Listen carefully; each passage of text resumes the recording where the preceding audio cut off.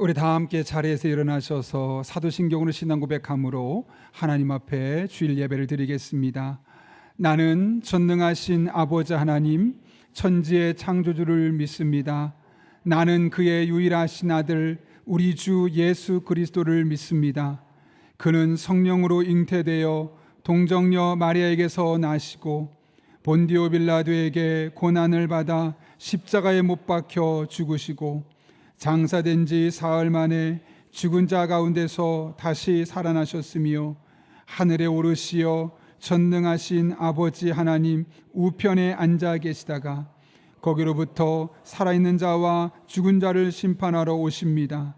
나는 성령을 믿으며 거룩한 공교회와 성도의 교제와 죄를 용서받는 것과 몸의 부활과 영생을 믿습니다. 아멘.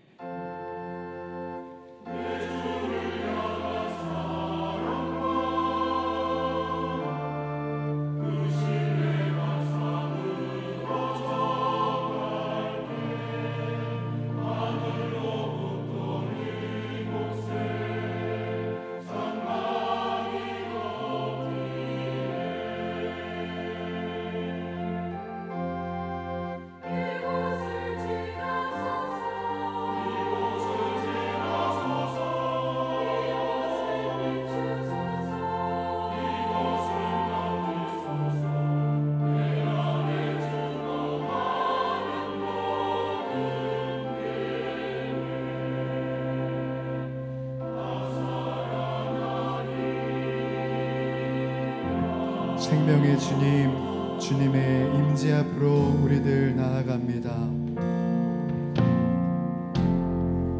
지극히 높은 주님의 낮이 성소로 들어갑니다. 세상의 신을 덮고서 주 보좌 앞에 엎드리리.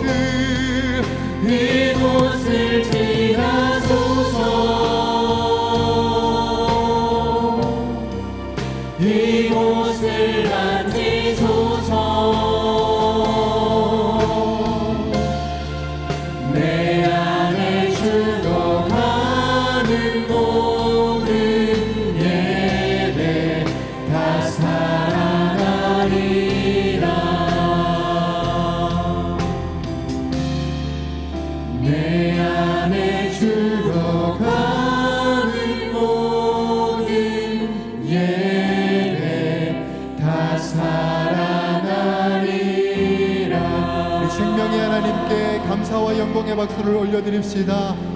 아멘. 우리 그 자리에 앉아서 계속해서 찬양하실 때 우리 주님의 보좌 앞으로 계속해서 나아가도록 하겠습니다.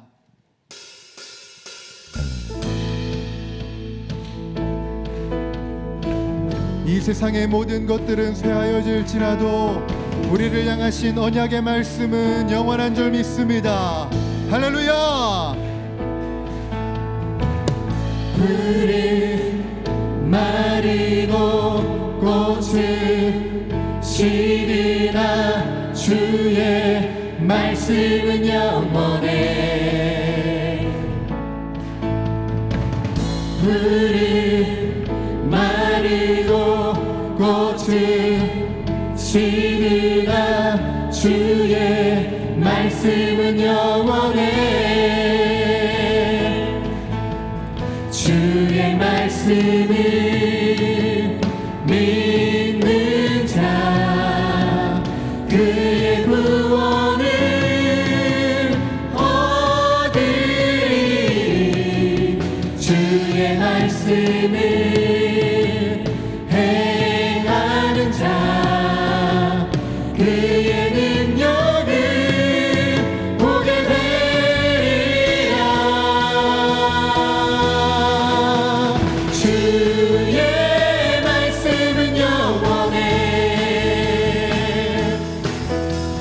주의 말씀은 영원해. 주의 말씀은 영원해. 영원해. 영원해.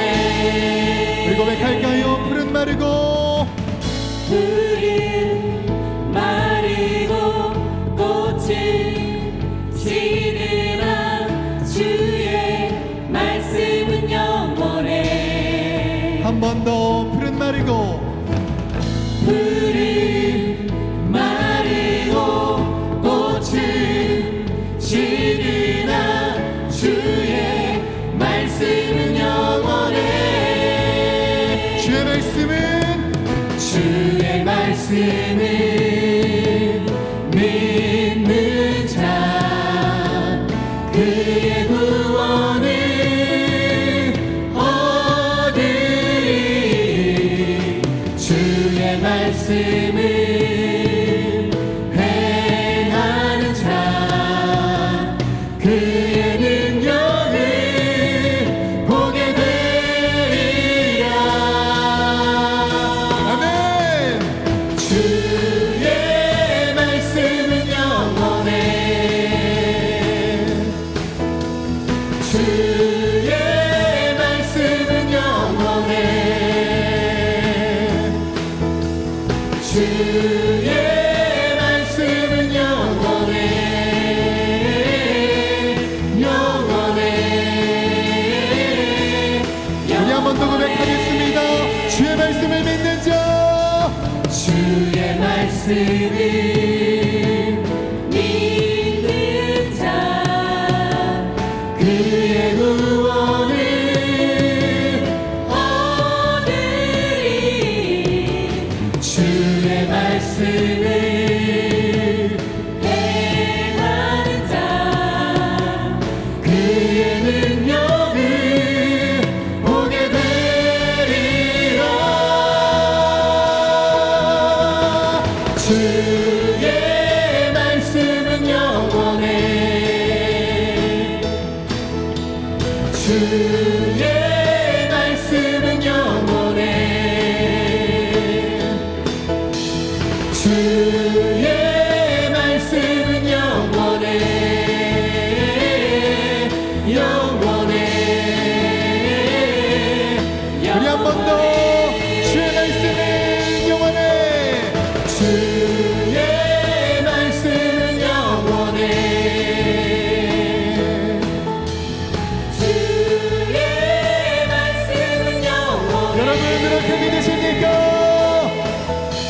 주의 말씀은 영원해.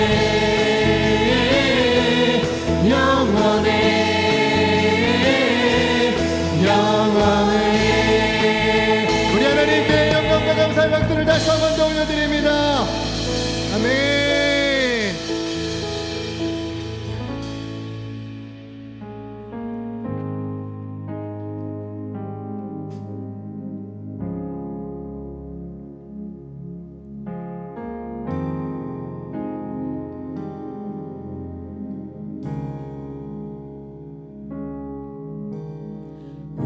우리 주는 위대하며 능력이 많으시도다. 그의 지혜 무궁하며 인자는 영원하도다.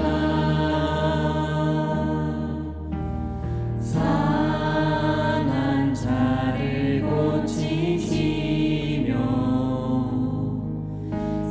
상처를 싸매시도다.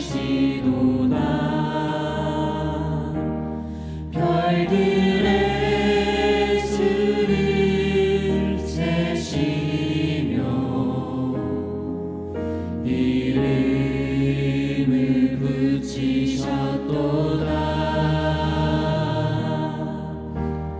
그가 구름으로 하늘을 덮으시며 땅을 위하여 이 준비하시니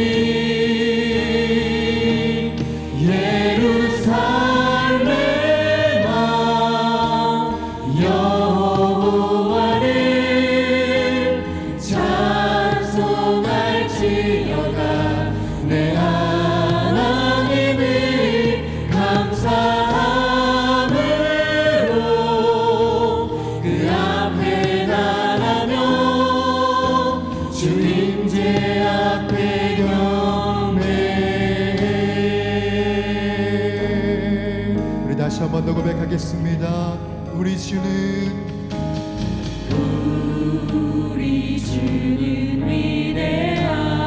위대하며 능력이 많으시도다. 그의 지혜 무궁하며 인자는 영원하도다. 상한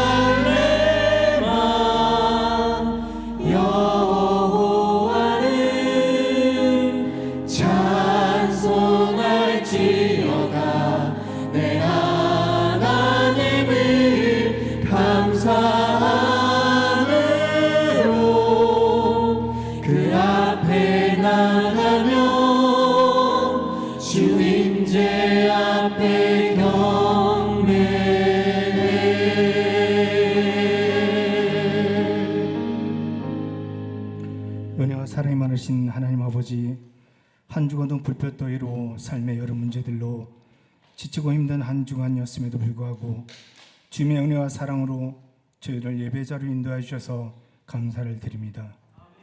이 시간 예배를 통하여 우리의 닫혔던 마음의 문이 열리게 하여 주시고, 우리를 힘들게 했던 삶의 문제와 억눌리고 묶였던 세상의 것들로부터 자유케 하여 주셔서 온전히 주님을 높여드리는 예배가 되게 하여 주옵소서. 지난 시간을 돌아보며 저희들의 삶에 수없이 많은 기도의 응답과 열매가 있었음에도 고난과 문제가 찾아오면 하나님과의 관계가 멀어지고 우리 앞에 놓인 문제와 상황에 집착하여 낙심하고 절망했던 저의 작은 믿음을 이 시간에 회개하니 용서하여 주옵소서. 오직 말씀과 성령으로 우리를 새롭게 하사 주신 은혜에 감사하며 어떤 고난과 어려움 속에서도 묵묵히 이겨낼 수 있는 담대한 믿음과 용기를 주셔서 주님의 뜻에 순종하며 살아가게 하여 주옵소서. 우리의 삶의 주인이신 하나님 아버지, 분단의 아픔 속에 살아가는 남과 북이 하루속히 복음으로 하나 되게 하여 주시고, 동방의 예루살렘인 평양 땅에 다시금 복음이 담대히 선포된 날이 속히 오게 하여 주셔서 저 북녘 땅에 하나님의 구원의 역사가 회복의 불꽃처럼 일어나게 하여 주옵소서. 은혜와 사랑이 많으신 하나님 아버지, 나라와 민족을 위해 기도합니다. 이 나라의 백성을 죄에서 돌이켜 하나님을 경외하고 그 뜻에 순종하며 복음으로 하나 되게 하여 주옵소서. 다툼과 분열과 갈등이 끊이지 않는 이 나라 정치가 하루속히 안정을 찾게 하여 주시고, 반목과 대립이 사라지며 대통령을 비롯한 위정자들이 하나님을 경외하고 두려워하며 이 나라를 바르고 정직하게 이끌어가게 하여 주옵소서. 세계 각지에서 선교의 사명을 감당하고 계시는 선교 사님들을 기억하여 주시고 안전과 건강을 지켜주시며 그 사역위에 날마다 주님의 도움의 손길이 늘 함께하여 주셔서 복음이 선포될 때마다 그 땅에 주님의 교회가, 주님의 나라가 확장되게 하여 주옵소서. 은혜와 사랑이 많으신 하나님 아버지, 주님의 몸된 교회를 위해 축복하여 주시고 창립 45주년을 기념하게 하시니 감사를 드립니다. 하나님의 뜻과 계획 위에 교회를 세워주시고 이 적의 축복의 통로로 구원의 방주로 쓰임받게 하시니 감사를 드립니다. 45주년을 기념하여 천사운동을 통하여 여교육자 안식관 보수공사의 주님의 사랑으로 협력하게 하심을 감사드립니다. 몸된 교회가 더 많은 선교적 사명을 감당하는 교회로 사용하여 주시고 주님의 선한 뜻을 이루어 쓰임받는 교회 되게 하여 주옵소서. 경제적으로 어려운 상황 속에서 성도님들이 가정과 직장, 사업장을 지켜주시고 구하고 바라고 소망하는 기도의 제목들이 주님의 도우심으로 응답받고 이루어지게 하여 주옵소서. 다음 세대 교학교를 축복하여 주옵소서. 우리의 자녀들이 주님을 알아가는 데 힘쓰며 키가 자라든 더욱 믿음이 자라나 주님의 나라를 세우고 이 나라를 이끌어가는 주역들로 쓰임받게 하여 주옵소서. 7월부터 시작되는 교학교 여름 행사가 주님의 인도하심으로 안전하고 은혜가 넘치는 행사가 되게 하여 주시고, 이를 준비하는 교육자들과 교학교 선생님들이 성령 충만함으로 그 사역에 집중할 수 있도록 가정과 일터를 지켜주시고 삶의 감사가 넘치게 하여 주옵소서. 누구에게도 말 못한 아픔과 원치 않은 질병으로 힘겨운 시간들을 보내고 있는 가정들을 기억하여 주시고 주님의 사랑과 은혜로 회복시켜 주시고 치유하여 주옵소서. 담임목사님 가정의 평안을 주옵시고 영과 육을 강건케 하여 주시며 성령의 능력을 부어주셔서 주님의 교회를 세워가는 데 부족함이 없게 하여 주옵소서. 이 시간 말씀을 듣습니다. 목사님을 통하여 선포되는 말씀마다 능력이 말씀이 솜터게 하여 주시고 말씀을 통하여 우리 안에 결단의 은혜가 있게 하여 주시며 한 주간도 세상 속에서 삶으로 실천하고 적용하며 살아가게 하여 주옵소서. 예배를 보이지 않는 곳에서 여러 모습으로 섬기는 손길에 주님의 축복이 함께하여 주시고 찬양으로 함께 영광을 올려드리는 신영 찬양대 위에 주님의 크신 은혜와 축복이 함께하여 주옵소서. 우리를 죄에서 구원하신 예수 그리스도의 이름으로 기도합나이다. 아멘.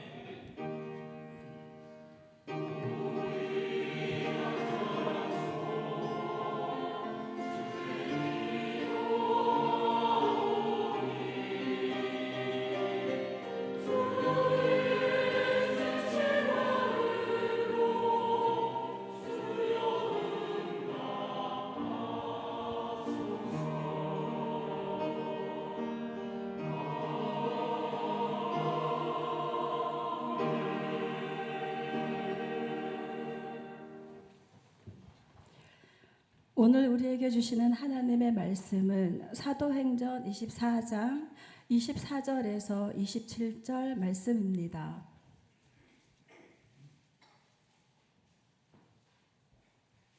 사도행전 24장 24절에서 27절 말씀입니다. 신약 성경 231쪽에 있습니다.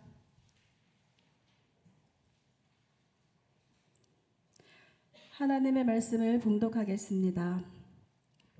수일 후에 벨릭스가 그 아내 유대 여자 두루실라와 함께 와서 바울을 불러 그리스도 예수 믿는 도를 듣거늘 바울이 의와 절제와 장차 오는 심판을 강론하니 벨릭스가 두려워하여 대답하되 지금은 가라 내가 틈에 있으면 너를 부르리라 하고 동시에 또 바울에게서 돈을 받을까 바라는 거로 더 자주 불러 같이 이야기하더라.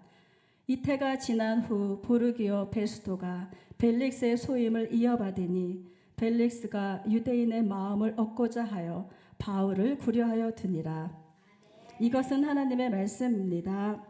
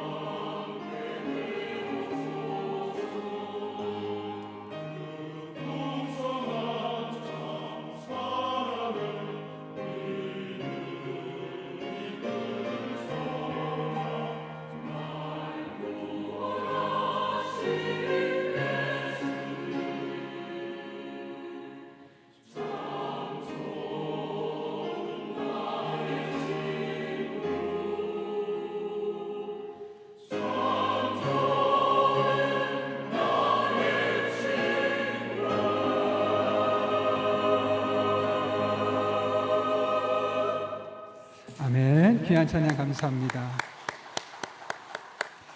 네, 여러분 감사합니다. 주부를 참고하실 때 여러분 앞에 귀의 소식 전하도록 하겠습니다. 우리 교회를 방문하신 모든 분들 주님의 이름으로 환영합니다. 등록 원하시는 분 말씀하시면 저희가 친절하게 도와드리도록 하겠습니다. 지난주에 하나님께서 보내주신 한 가족 분들이 계십니다. 우리가 사진을 보시면서 먼저 다가서고 또 잘 정착하실 수 있도록 기도해 주시고 그렇게 함께 마음을 모아주시기를 부탁드립니다. 오늘 그리고 이번 주간에는 오이코스로 모이는 주간입니다. 소그룹에서 적극적으로 모여서 함께 마음을 나누고 은혜를 나누고 기도를 나누는 그런 시간이 되었으면 합니다. 아울러 다음 주에는 2단 특강이 있습니다. 이 지역에 많은 2단들이 있는데 우리가 또 잘 알아야지만 대처할 수 있지 않겠습니까? 그렇게 준비하고 있고요. 7월 1일부터 6일까지는 우리 여름을 맞아서 함께 또 새벽 기도로 하나님 앞에 나아가려 합니다. 기도로 준비해 주시길 부탁드리고 유튜브 온라인 실시간 송출 및 업로드 관련해서 이제 유튜브에 대한 정책들이 많이 바뀌면서 음악들에 대한 규제가 조금 더 많이 심해진 것 같습니다. 그래서 우리 그전에는 시간 오래전에 미리 켜놨다가 들어올 수 있었는데 당분간은 우리가 예배 5분 전에 송출을 시작하고 또 새벽 기도 같은 경우는 이제 영상이 남게 되고 그 뒤에 기도하게 되는데 기도하면서 그 음악이 이제 많은 문제가 되는 것 같습니다. 그래서 기도 시작하면 음악은 멈추고 현장에서는 계속 됩니다. 그렇게 아마 유튜브와 현장에 약간 차이점이 생길 텐데 그런 부분 양해를 부탁드립니다. 그래서 이번 기회에 혹시 여러분 가능하시면 현장에서 예배를 할 수 있도록 수요일이든 새벽이든 이렇게 주일 예배든 아직도 온라인으로 예배하신 분이 꽤 많으신데 가능한 또 현장에 오셔서 얼굴도 보면서 교제하고 예배하면 훨씬 더 좋을 거라 생각합니다. 그렇게 양해를 부탁드리고요. 창립 45주년 천사운동 여기역자 안식관 보수공사에 대한 헌금 오늘까지 진행해 주시면 모아진 것으로 우리가 또 전달하는 시간 갖도록 하겠습니다. 교육부에서 여름 사역을 준비하고 있습니다. 영아부부터 청년부까지 각 부서에서 진행하고 있는데요. 위에서 많이 시간 내어서 또 참여해 주시고 또 아이들 시간도 조정해 주시고 기도해 주시고 또 함께 할 수 있는 분은 헌신해 주시면 감사하겠습니다. 홈스테이 가정을 모집합니다. 7월 3일과 4일 1박 2일이죠. 아마 저녁 예배 끝나고 나서 수요기도 끝나고 나서 다음날 아침까지 짧은 일정인데 7가정을 모집합니다. 한 가정이 신청이 되었기 때문에 남성 3가정, 여성 5가정인데 2명이 한 팀이 되어서 아마 우리 홈스테이 가정에 오게 될 겁니다. 인도네시아에서 아이들을 가르치고 있는 선생님들이셔서 간단한 영어 정도는 할 수 있는 분들이기 때문에 크게 어려움이 없을 것 같고요. 그렇게 마음에 감동이 있는 분들은 최희상 목사님을 통해서 신청해 주시면 되겠습니다. 찬양대원을 모집하고 있습니다. 임마누엘과 시온 찬양대에서 모집하고 있는데 또 하나님 주시는 은혜를 섬기길 원하시는 분들은 참여해 주시고요. 주차 관리 관련해서 안내드립니다. 은혜 받으러 왔다가 또 약간 불편해지는 경우도 있을 텐데 그런 일이 아무도 없도록 하기 위해서는 서로가 양보하고 또 방향 표시 등을 켜서 내 진로를 알리는 그런 과정이 필요하고요. 또 주차관리부의 안내를 따라서 협조해 주시면 우리 모든 사람이 함께 은혜 안에 주차할 수 있을 거라고 생각합니다. 그렇게 협조해 주시길 부탁드립니다. 7월 7일에 재직회가 있고요. 이번 주에 저희 기도주간과 또 천사헌금 전달하는 시간이 있습니다. 주보에는 없는데 우리 최용만 권사님 하나님의 부르심을 받았습니다. 오늘 입관 예배가 2시 30분에 있습니다. 교회에서 2시에 출발하고 어울림 아파트 2시 15분에 경유합니다.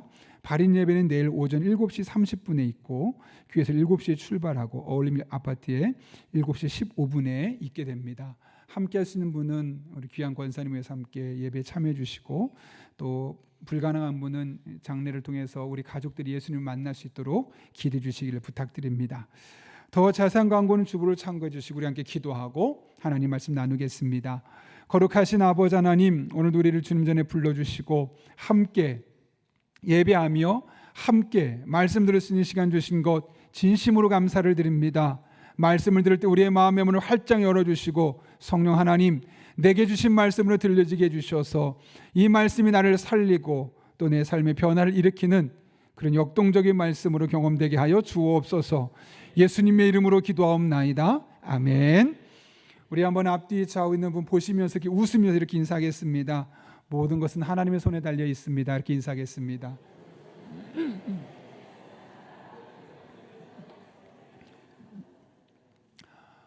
그리스의 성지순례 가게 되었을 때 정말 신이 다양하다라는 것을 깨닫게 되었었는데요. 그 많은 신 중에 하나가 기회의 신, 카이로스라는 신이 있습니다. 그리스 시라쿠스 거리에 가게 되면 이 카이로스 신의 동상이 있게 되는데요. 사진을 봐서는 선명하지 않겠지만 특징을 보게 되면 앞에 머리가 아주 깁니다. 그 옷은 벌거벗었고, 그런데 앞머리는 많은데 뒷머리는 하나도 없습니다. 발과 등에 날개가 달려 있죠.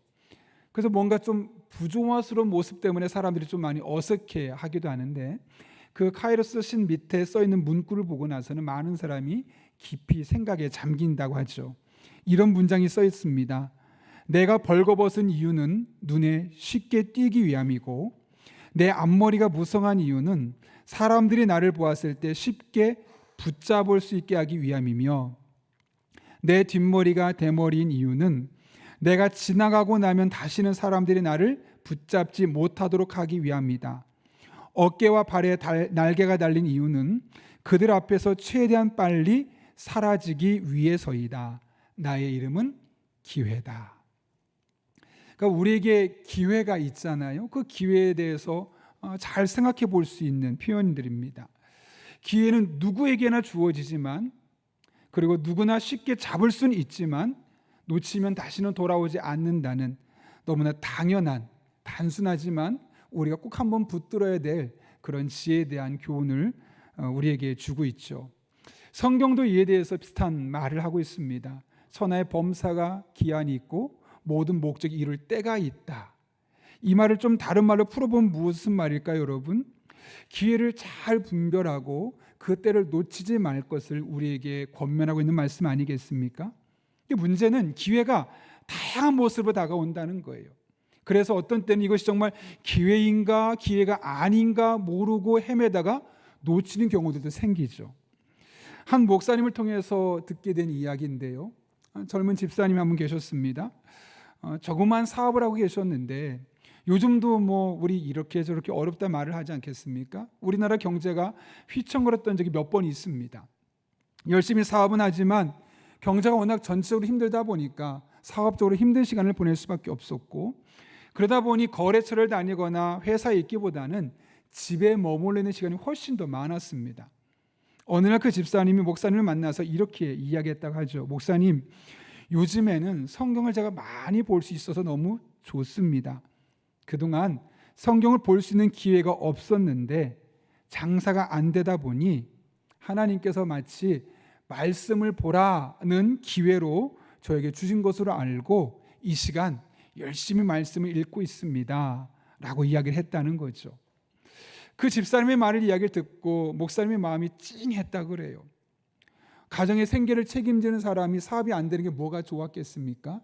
당연히 힘들었겠죠. 그런데 그 힘든 상황 속에서 어떤 사람은 술로 자신의 인생을 달래는 사람이 있었을 것이고, 너무너무 모든 게 안 되는 상황 속에서 짜증내고 화가 나고 체제와 사회에 대한 불만을 토로한 사람도 있었을 것일 겁니다. 그리고 그 중에 어떤 사람은 자살까지도 생각한 사람도 분명히 있었겠죠. 그러나 그 집사님은 다 힘들고 나도 힘든데 왜 이렇게 힘들으라고 원망만 하고 끝나는 것이 아니라 어쩌면 이때가 내가 하나님을 더욱더 깊이 경험할 수 있는 또 다른 기회가 아닐까라고 생각하게 되었다는 거죠. 그래서 이 기회를 놓치지 말아야겠다. 이 기회가 내게 주어진 이때, 비록 사업은 잘 안 돼도 성경을 열심히 읽어서, 많이 읽어서 하나님을 조금 더 알아가야겠다. 그런 마음으로 성경을 읽기 시작했다는 거죠. 그래서 그 어려운 시기를 말씀을 통해서 위로를 받고, 말씀을 통해 마음을 평안하게 유지하고 하나님만 의지하는 신앙을 회복하게 되면서 결국 그 위기의 시간이 그에게 기회가 되었고 다시 기업을 일으킬 수 있었노라 고백하는 간증을 듣게 되었던 것이죠. 우리 생각에는 기회라는 것은 항상 좋은 모습으로 반짝거리면서 핑크빛으로 올 것처럼 예상되지만 모든 기회가 다 그렇지만은 않습니다. 때로는 인생의 먹구름 뒤에 숨어 있을 때가 있죠. 그래서 어쩌면 우리가 낙심될 수 있고 좌절될 수 있고 포기하고 싶었던 그 바로 순간이 어쩌면 내게 주어진 가장 최고의 기회일 수도 있음을 잊지 말아야 합니다. 그런 맥락에서 오늘날 이런 이유로 어렵다고 말하고 저런 이유로 어렵다고 말한 이때 어쩌면 저 여러분에게 생애 중에서 가장 귀한 때가 될 수 있습니다. 바라기는 이 어려운 시기에 하나님께서 우리들의 삶에 펼쳐놓으신 그 기회를 찾고 그 기회를 붙잡고 다시 일어서는 저 여러분 될 수 있기를 예수님의 이름으로 축원합니다. 그런 면에서 오늘 본문이 우리에게 매우 유익한 말씀인데요. 오늘 본문을 보게 되면 벨릭스라는 유대 총독이 나옵니다. 유대인에게 고소를 당해서 신문을 하게 되죠. 그렇게 바울을 신문했던 벨릭스는 며칠 뒤에 아내와 함께 바울을 다시 부릅니다. 오늘 24절 말씀 보게 되면 그 이유에 대해서 바울에게 예수 믿는 도를 듣기 위해서였음을 오늘 본문은 이야기하고 있습니다. 아마도 죄수임에도 불구하고 복음을 전하는 그의 모습, 또 죄수임에도 불구하고 마음이 평안하고 자신감 넘치는 바울의 모습을 통해 기독교에 대해서, 예수 믿는 도에 대해서 호기심이 생긴 것으로 보입니다. 그래서 벨릭스 부부에게가 바울을 불렀는데 그 바울이 벨릭스 부부에게 의와 절제와 미래에 있을 심판에 대해서 이야기하죠. 그때 이 이야기를 듣고 나서 벨릭스가 어떻게 반응했다고 말합니까? 오늘 본문 25절은 이렇게 말합니다. 바울이 의와 절제와 장차 오는 심판을 강론하니 벨릭스가 두려워하여 대답하되. 그 바울의 설교를 듣고 나서 벨릭스의 마음에 두려움이 생겼다는 거예요. 여기서 두려웠다는 것은 하나님께서 바울의 메시지를 통해서 벨릭스의 마음을 녹화하고 있는 겁니다. 마치 사도행전 7장에서 스데반이 설교했을 때 수많은 사람들이 스데반의 설교를 듣고 나서 마음에 찔렸다라고 하는 것처럼 바울이 하나님의 말씀을 전할 때 그 말씀을 듣던 벨릭스의 마음에 두려움이 임하게 된 거죠. 하나님이 그의 마음속에 시그널을 주고 있는 겁니다. 그런데 이와 같은 시그널에 대해서 벨릭스가 어떻게 반응했습니까? 25절 끝부분에 보면 지금은 가라, 내가 틈이 있으면 너를 부르리라. 거절한 겁니다. 어쩌면 그의 일생일대 기회입니다. 하나님을 제대로 경험할 수 있는, 그래서 그의 인생이 180도 달라질 수 있는 그런 일생일대 기회인데 그 기회를 걷어차 버린 겁니다. 왜 그랬을까요? 도대체 무엇 때문에 그는 이 기회를 붙잡지 못했을까요? 본문을 보게 되면 두 가지가 그의 삶과 생각을 가득 채우고 있었기 때문임을 보게 됩니다. 그래서 하나님이 정말 좋은 기회를 주셨음에도 불구하고 그 기회를 걷어차 버리게 되었던 것이죠. 그것이 무엇일까요? 첫 번째로는 돈을 사랑하는 마음을 버리라는 겁니다. 오늘 26절 말씀 보게 되면 벨릭스가 바울을 자주 불러서 이야기를 나눴다고 그러죠.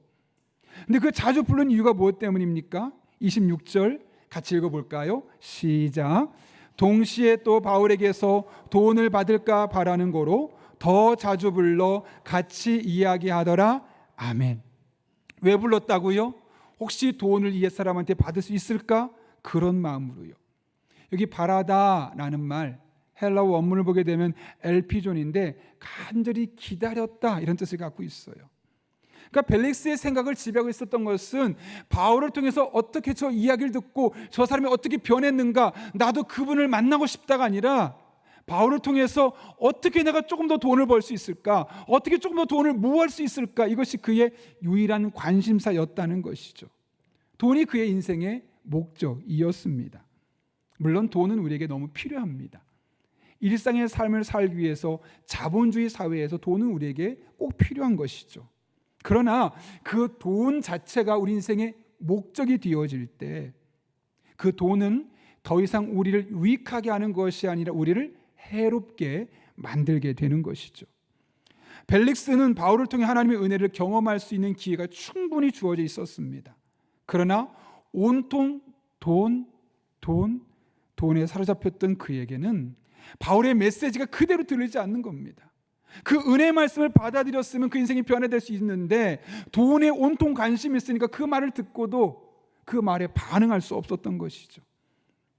이것이 바로 돈이 갖고 있는 위험성입니다. 그래서 오늘 겪었던 바울이 나중에 디모데에게 디모데전서 6장 10절에서 이렇게 이야기하지 않습니까? 돈을 사랑함이 일만하게 뿌리가 되나니. 이것을 탐내는 자들은, 이것이 무엇입니까? 돈을 탐내는 자들은 미혹을 받아 믿음에서 떠나 많은 근심으로서 자기를 찔렀도다. 돈을 사랑하는 사람들, 돈을 탐내는 사람들에게는 두 가지 문제가 생긴다고 그래요. 첫 번째는 미혹을 받아요. 그래서 하나님 앞에서 믿음에 점점 멀어지게 된다는 거예요. 돈 때문에 믿음에서 멀어질 일들이 생기는 거예요. 돈을 조금 더 벌기 위해서 양심을 저버린다거나, 조금 더 벌기 위해서 예배를 저버린다거나, 그런 다양한 일들이 생겨서 하나님 앞에 서기에 부끄러운 모습으로 세워지는 자신을 발견하게 된다는 거죠. 또 하나는 많은 근심으로 스스로를 괴롭히게 된다는 거예요. 돈을 생각하지 않을 때는 큰 근심이 없는데 돈이 떠오르는 순간부터 돈 때문에 생길 집과 새로 살 옷과 더 클 차와 다양한 것들이 내 삶에 나를 근심하게 하고 걱정하게 만드는 요소들로 자리 잡기 시작한다는 거죠. 여기서 이것을 탐내는 자들은 이라고 되어 있어요. 여러분, 돈을 탐낸다는 것, 돈을 사랑한다는 것이 도대체 무엇일까요? 그냥 이것만 보고 나면 마치 불법적인 행동만을 표현한 것처럼 보이지만 그렇지 않아요. 원문을 보게 되면 오레고마이라는 단어인데 사모한다, 간절히 바란다는 거예요. 돈을 너무 좋아하고 매 순간 돈 이야기를 하면서 돈이 나의 사고방식의 가장 중심에 자리하는 삶의 모습을 돈을 탐내는 자들, 돈을 사랑하는 자들이라고 오늘 성경은 묘사하고 있는 것이죠. 그리고 그런 이들의 삶 가운데 결국 그것이 신앙을 망치고 자신의 마음도 병들게 한다는 것을 분명히 말씀하고 있는 것이죠. 그래서 우리 그리스도인들은 돈을 벌되 돈을 가지되 돈의 시작을 잘 정립하고 잘 벌어서 건강하게 쓸 줄 알아야 하는 겁니다. 이에 대해 솔로몬은 전도서를 통해서 우리에게 이렇게 이야기하죠. 전도서 5장 10절부터 14절까지의 말씀인데요. 한번 천천히 그 말씀들을 묵상하면서 같이 한번 읽어보겠습니다. 시작. 돈을 좋아하는 사람은 돈이 아무리 많아도 만족하지 못하고 부를 좋아하는 사람은 아무리 많이 벌어도 만족하지 못하니 돈을 많이 버는 것도 헛되다. 재산이 많아지면 돈 쓰는 사람도 많아진다. 많은 재산도 임자에게는 다만 눈요기에 지나지 않으니 무슨 소용이 있는가? 적게 먹든지 많이 먹든지 막리를 하는 사람은 잠을 달게 자지만 배가 부른 부자는 잠을 편히 못 잔다. 나는 세상에서 한 가지 비참한 일을 보았다. 아끼던 재산이 그 임자에게 오히려 해를 끼치는 경우가 있다. 어떤 사람은 재난을 만나서 재산을 다 잃는다. 자식을 낳지만 그 자식에게 아무것도 남겨줄 것이 없다. 아멘. 이것이 바로 그토록 우리가 사모하고 이 자본주의 사회의 신처럼 여겨지는 돈이 갖고 있는 병폐 혹은 약점과 허점입니다. 돈은 우리에게 필요한 것이지만 우리로 하여금 돈의 노예가 되지 말라는 것이죠. 그럴 때 하나님의 은혜의 말씀이 제대로 들리기 시작합니다. 영적인 분별력이 생기기 시작합니다. 무엇을 선택해야 할지 알게 되고 하나님 주신 기회를 제대로 붙잡을 수 있는 은혜가 우리들의 삶에 펼쳐질 수 있는 것이죠. 한국교회 부흥의 초기에 이름도 빛도 없이 수많은 분들이 헌신하셨어요. 그 중에 토마스 하디 선교사가 1904년에 그때 선교 현장에 있었던 그 선교 보고서를 쓰게 되는데 그 맨 마지막 부분에 윤선근이라는 한 분의 이름이 등장해요. 이분은 글을 배운 적이 없는 사람이에요. 그런데 교회를 다니게 되면서 글을 배우게 되고 성경을 읽게 되고 성경을 사모하게 되면서 내가 성경 말씀대로 살아야겠다. 그런 간절한 마음이 그야말로 생기게 되었던 거죠. 그런데 어느 날 이런 마음이 드는 거예요. 내가 권서인, 이게 뭐냐면 밖을 다니면서 성경 읽으세요, 성경을 권해주는 그런 일이 있었어요. 권서인이라고 있었는데 그 권서인을 하면서 자신이 약간 돈을 훔쳤던 게 생각이 나는 거예요. 그러면서 이것을 많은 사람 앞에 일어서서 사실 제가 이런 죄를 저질렀습니다.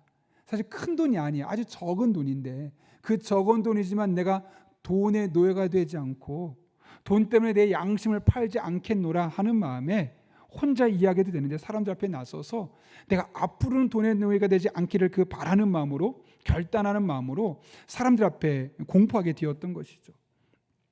그뿐이 아닙니다. 그의 마음속에 하나님 앞에 묻고 기도합니다. 하나님, 그동안 제가 예수님을 알았대건 쓸 때건 몰랐을 때건 혹시나 내가 돈 때문에 잘못한 것들이 있다면 생각나게 해주십시오. 그렇게 기도한 전 중에 오래전에 자신이 예수님을 믿기 전에 있었던 한 사건이 떠오르는 거예요. 그 당시에 화폐를 만드는 조폐국에서 일하고 있었는데 사무착오로 인해서 4달러를 더 받게 된 거예요.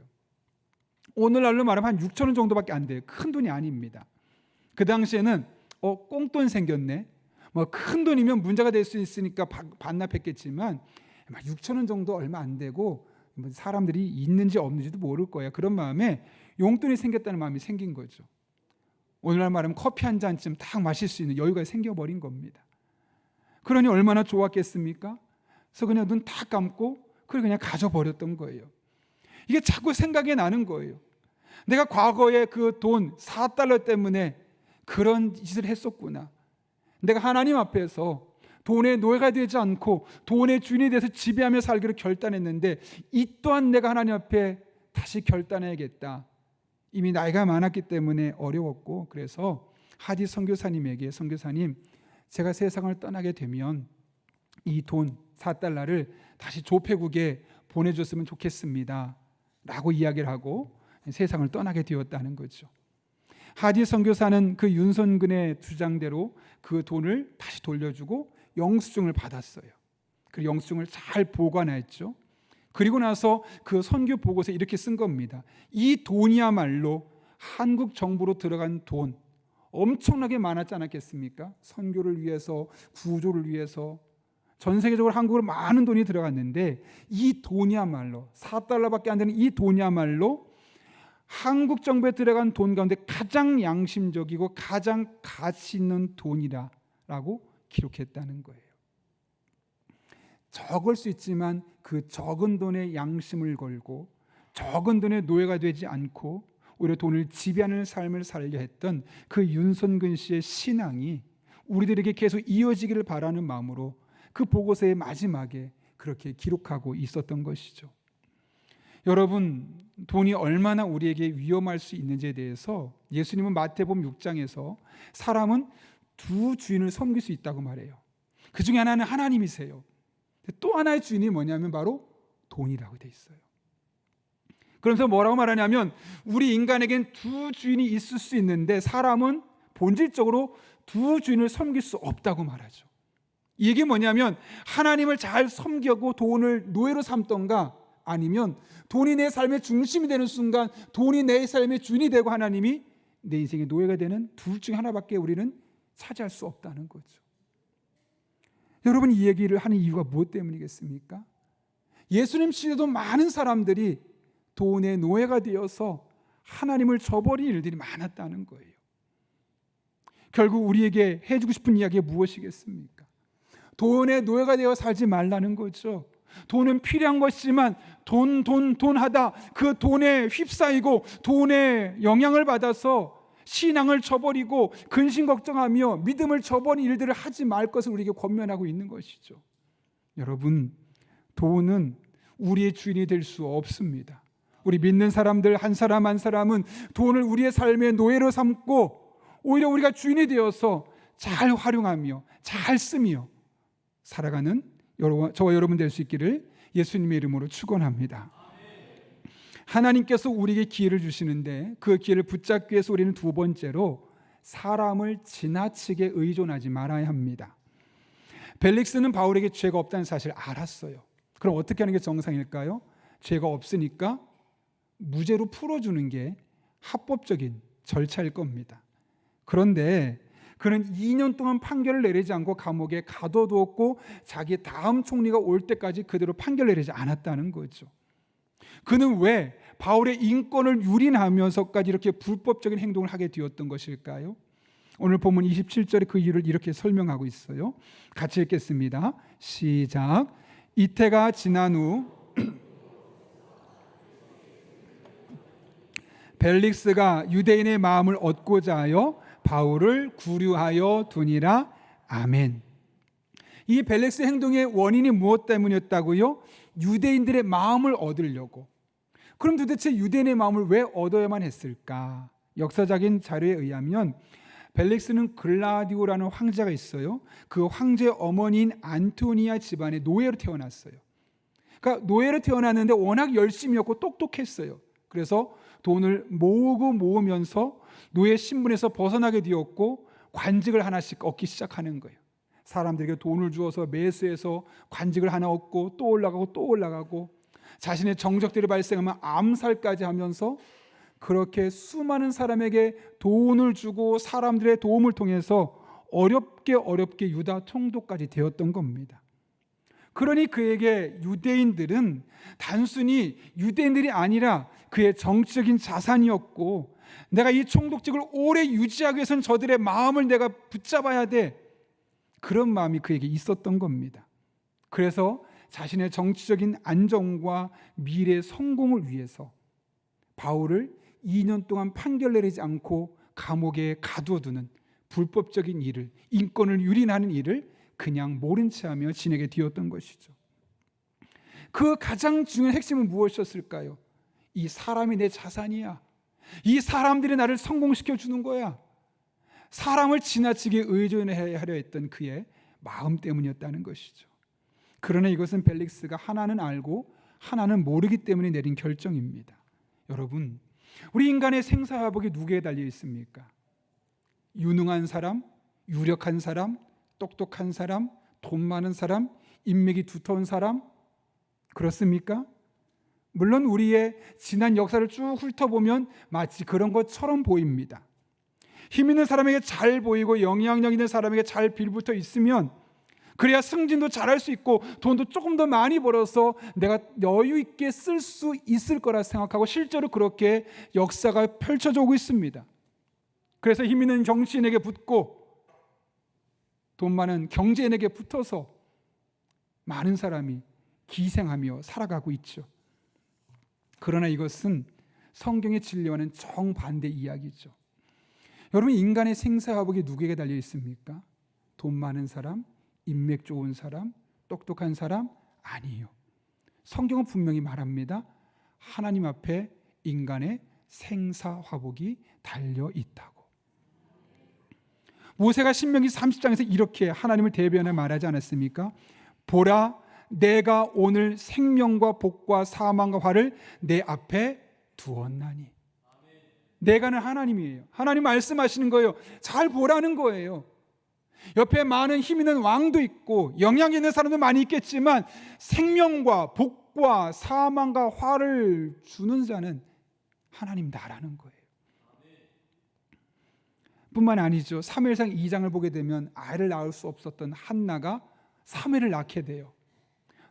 너무너무 감사하며 하나님께 기도하며 이렇게 고백하지 않습니까? 같이 한번 읽어볼게요. 사무엘상 2장 5절과 6절 7절 말씀 같이 한번 읽겠습니다. 시작.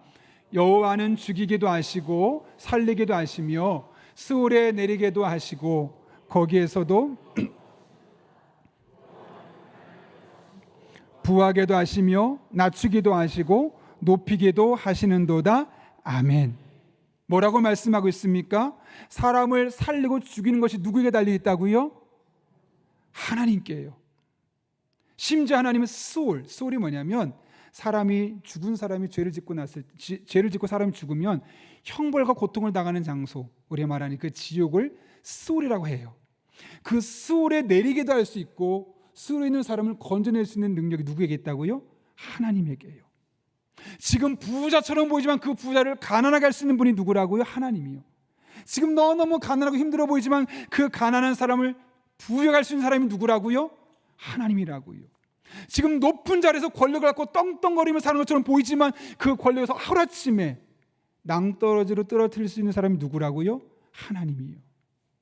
반대로 지금 저 밑바닥에서 힘겨운 삶을 사는 것처럼 보이지만 그를 끌어올릴 수 있는 분이 누구라고요? 하나님이라고요. 그렇게 인간의 생사화복이 하나님께 달려 있다는 사실을 한나가 깨닫게 되었던 거예요. 야베스도 이 사실을 알았던 것 같아요. 역대상을 보게 되면 야베스가 환난과 근심이 있었다 그래요. 여러분, 우리가 쓰는 용어를 보면 그 사람이 상태를 알 수 있죠. 환난이라는 말을 쓴 거로 보아서 정말 많이 힘들었던 것 같아요. 그 안에 근심도 끊임없이 일어났던 것 같습니다. 그럴 때 야베스가 어떤 일을 하냐면 그 일을 해결할 수 있는 최고의 전문가를 찾아갔습니다. 그 전문가가 누구입니까? 하나님이요. 그래서 그 하나님께 다가가서 그가 하나님의 손으로 나를 도와주십시오. 그렇게 기도했어요. 그 결과가 역대상 4장 10절 말씀이에요. 같이 한번 읽겠습니다. 시작. 야베스가 이스라엘 하나님께 아뢰어 이르되 주께서 내게 복을 주시려거든 나의 지역을 넓히시고 주의 손으로 나를 도우사. 잠깐만요. 어떻게 해요? 주의 손으로 나를 도우사. 여러분, 사람이라면 옆에 찾아다닐 사람이 없었겠습니까? 당연히 있었겠죠. 그런데 그런 사람들을 찾으라기보다는 주님의 손으로 직접 나를 도와주십시오. 계속 읽겠습니다. 나로 환난을 벗어나 내게 근심이 없게 하옵소서 하였더니 하나님이 그가 구하는 것을 허락하셨더라. 아멘. 아멘. 그가 왜 이렇게 했을까요, 여러분? 인간의 생사화복이 누구에게 달렸음을 믿었기 때문에요? 하나님께 달렸음을 믿었기 때문에 하나님의 손으로 저를 도와주십시오. 아무도 저를 안 도와주는데, 사람을 의지받자 늘 배신만 당하는데 아무도 배신하지 않고 생사화복의 주관 되신 하나님께서 직접 하나님의 손으로 나를 도와주십시오. 기도하며 나아갔더니 하나님이 허락해 주셨대요. 도와주셨다는 거죠. 최근에 제가 한 책을 읽으면서 참 마음에 저도 모르게 아멘하고 막 가슴 깊숙이 감동했고 격정적으로 동의했던 하나의 사건이 있었어요. 한 목사님이 계신데 가끔 설교할 때 이런 이야기 했대요. 제가 지난주에 뭐 이런 어려움이 있었습니다 라고 이야기를 하면 그 예배가 끝나고 나면 많은 분들이 직접 찾아오기도 하고 이메일 보내기도 하고 전화를 하기도 하고 심지어 외국에 살고 있는 가족들이 국제전화를 걸어서 야, 너 괜찮아? 왜요? 아니, 너 지난주 설교 들어보니까 많이 힘들었다며, 어려운 일이 있었다며 막 그렇게 연락을 온다는 거예요. 그래서 근데 그럴 때마다 그 목사님이 의아하대요. 이해가 안 된대요. 그래서 이렇게 말한다고 합니다. 나 지금 하나도 힘들지 않은데 왜 그러세요? 라고 묻는다는 거예요. 성도들에게도 저 지금 괜찮아요. 국제전화를 하는 가족들에게도 저 지금 괜찮아요. 아무렇지 않아요. 그러면은 가족들이나 그분들이 말한다는 거예요. 아니, 이번 주 설교에 그렇게 얘기하셨잖아요. 힘들었다고, 어려운 시간이 있었다고. 제가 다 알고 있는데 아이고 괜찮아요. 얘기하셔도 돼요. 그럼 목사님 다시 한번 반문한다 그러죠. 제가 그때 설교 때 언급했던 문제를 가지고 아직도 힘들어하고 있겠습니까? 제 마음에 하나도 남아있지 않습니다 라고 이야기를 한다는 거예요. 여러분, 이게 무슨 말일까요? 설교했던 당시에는 힘들었었어요. 그 문제 때문에 몸이 아팠을 수도 있고 그 문제 때문에 큰 스트레스가 있어서 아마 복잡해서 어려운 시간을 보낼 수도 있었을 거예요. 그런데 한 주가 채 지나기 전에 생사화복의 주관자 되신 하나님 앞에서 그런 문제들에 대한 마음이 해결받았던 거죠. 그러니까 지금 하나도 힘들지 않다는 거예요. 오해하지 마십시오. 그 문제가, 외적인 문제가 완전히 해결된 건 아니에요. 여전히 외적인 문제는 남아있는데 그 하나님 붙들고 그 하나님을 의지하며 그 하나님 힘을 붙들며 나아갔더니 그 마음에 있던 불안함과 마음에 있던 근심과 걱정이 다 사라지고 너무너무 평안하다는 거예요.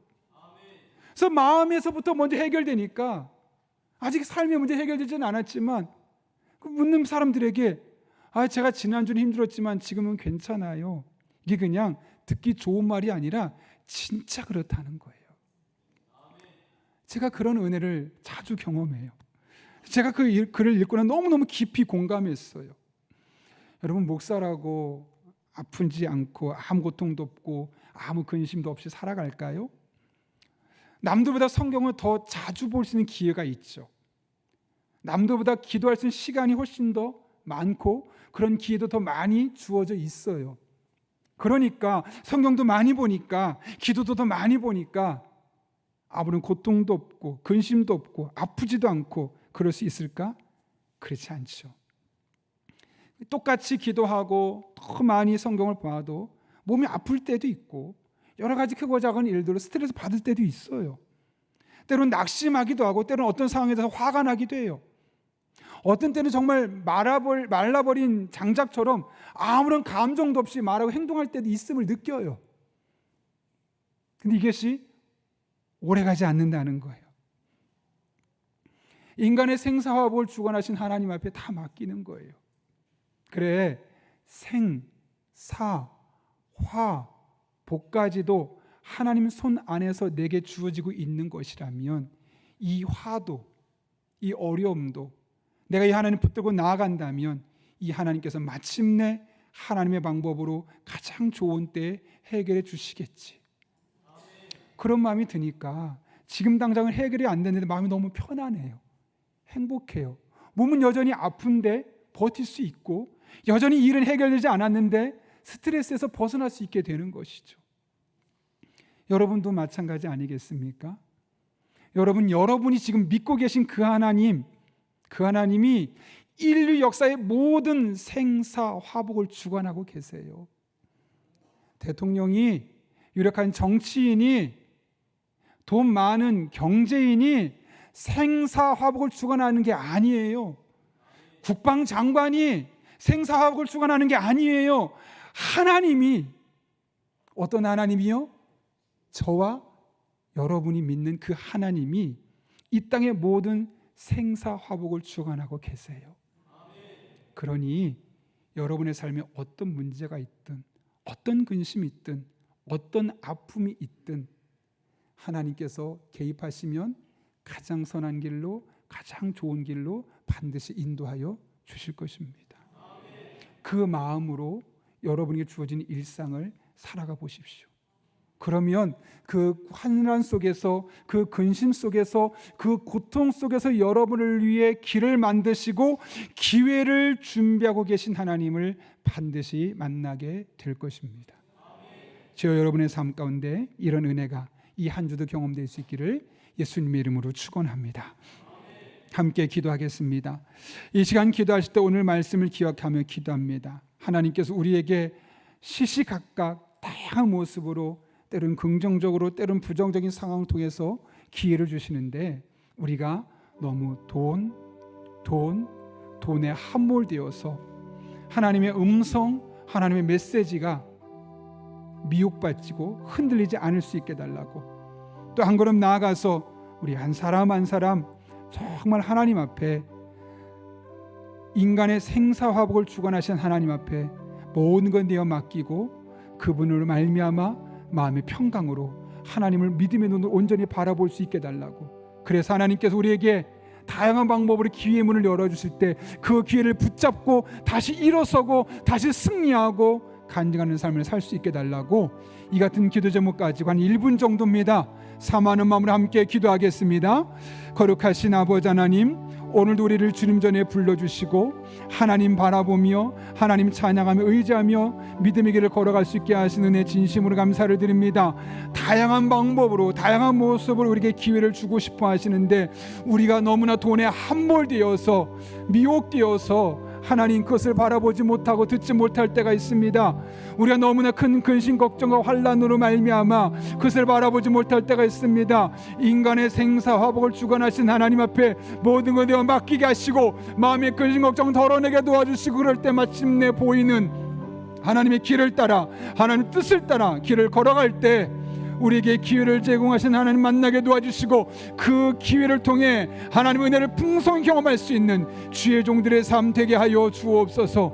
오늘도 그런 길을 걸어가게 도와주시고 이 한 주도 하나님으로 말미암아 우리의 삶에 이 하나님의 은혜가 풍성히 경험될 수 있도록 주님 인도하여 주옵소서. 모든 것 맡깁니다. 의지합니다. 하나님 역사하여 주옵소서. 살아계신 아버지 하나님, 오늘도 하나님의 말씀을 통하여 다양한 방법으로 우리에게 기회를 주시는 하나님이심을 깨닫게 도와주시고, 그러나 우리가 너무 돈에 함몰되어 갈 때, 또 너무나 사람을 의지할 때 그 하나님이 보이지 않게 됨을 깨닫게 하시며, 우리 하나님만 의지하며 생사화복을 주관하신 하나님께 모든 것 맡기고 믿음으로 그 길을 걸어갈 수 있는 영적으로 도전을 우리에게 허락하신 것 진심으로 감사를 드립니다. 이 한 주도 그런 믿음으로 하나님 바라보며 의지하며 나갈 때 그동안 보이지 않았던 기회가 보여지게 하시고 그 붙들고 일어서게 하시고 다시 하나님과 동행하며 승리를 간증할 수 있는 믿음의 사람들 되게 하여 주옵소서. 예수님의 이름으로 기도하옵나이다. 아멘. 이 시간 찬송가 399장 부를 때 마지막 절에 일어서서 봉헌하시겠습니다.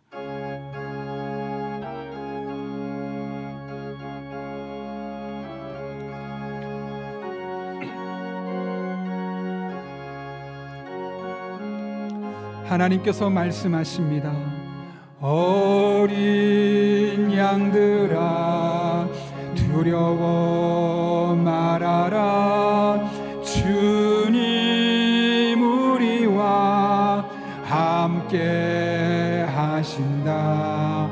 하늘과 땅의 모든 권세로 그 양떼들을 항상 지키신다. 오직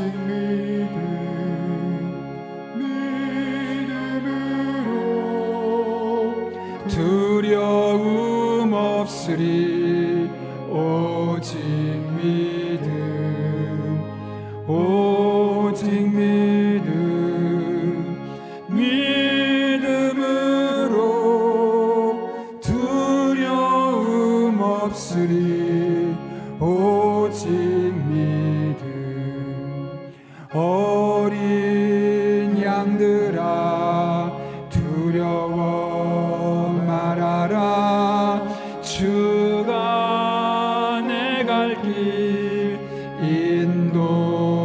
인도하신다. 마라의 쓴물 달게 하신 주, 그 동산에서 피땀 흘리셨. 아멘. 오직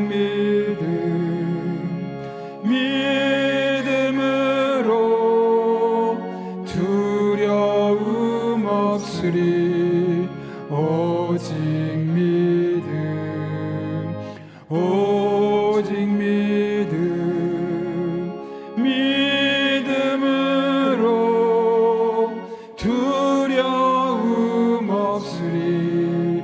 오직 믿음. 어린 양들아 두려워 말아라. 주님 언제나 함께 하신다. 이 시간 가정에서 예배하시는 분들은 준비한 예물을 정성껏 드리겠습니다.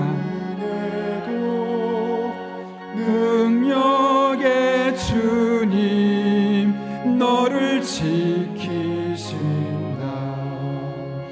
오직 믿음으로 두려움 없으리. 오직 믿음, 오직 믿음,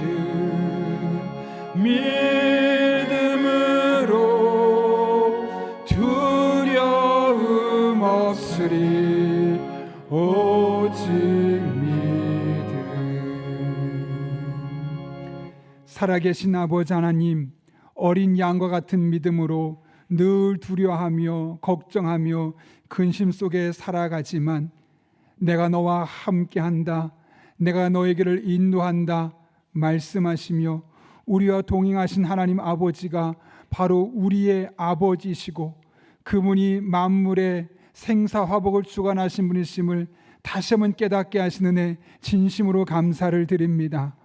그 하나님의 은혜로 지난 한 주를 살았고 그 하나님의 은혜로 오늘을 이 자리에 나오게 되었고 그 하나님의 은혜로 이 한 주도 살 것을 알기에 오늘 우리가 빈손으로 나오지 아니하고 우리의 신앙의 고백을 담아 하나님 앞에 다양한 제목들을 예물들 드리오니 이 모든 예물 기쁘게 받아 주시옵고 우리 성도 한 분 한 분의 일주일의 삶에 함께 하시고 인도하시는 하나님을 만나는 복된 한 주간 되게 하여 주옵소서. 우리 성도들의 피와 땀과 눈물이 담겨있는 예물 드립니다. 단 한 푼 더 들어 쓰여지지 아니하도록 늘 깨어 기도하게 해 주시옵고, 영적인 분별력과 지혜를 더하여 주셔서 하나님 마음을 시원케 하는 곳에만 사용하게 하여 주옵소서. 우리 성도들을 축복하며 기도합니다. 험난한 세상입니다. 이러한 때를 따라 돕는 은혜로 힘과 능력과 지혜와 만남의 복을 주시고, 늘 성령 충만하여 기도할 때 모든 것을 합력해 선을 이루시는 하나님의 놀라운 은총을 날마다 경험하고 간증하며 살아가는 복된 성도들의 삶이 되게 하여 주옵소서. 이 한 주도 눈동자처럼 지켜주시고 도와주실 줄로 믿사오며 예수님의 이름으로 기도하옵나이다. 아멘. 우리 함께 파성의 찬양 부르시고 축담으로 오늘 예배를 마치도록 하겠습니다.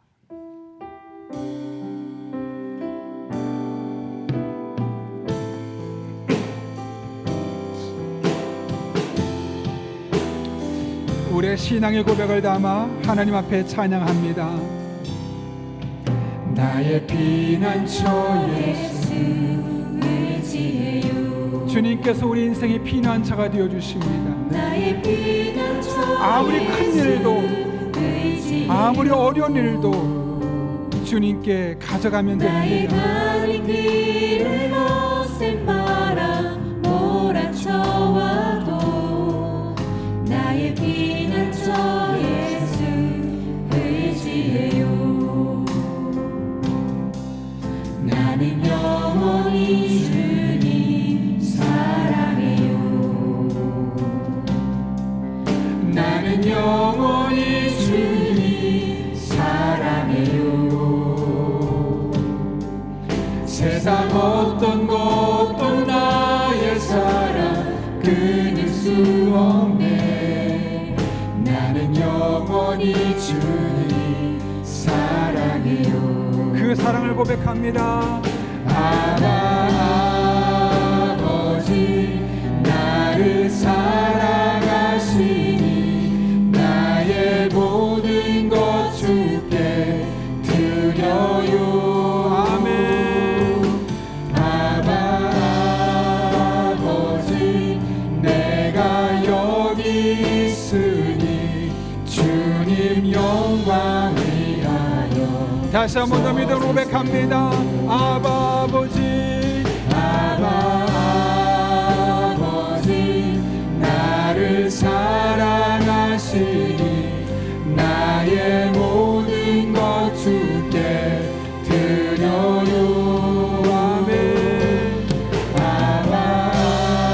아버지 나가 여기 있으니 주님 영광 위하여 써주세요. 주님 교회 위하여 주님 교회 위하여 써주세요. 주님 나라 위하여 주님 나라 위하여 써주세요.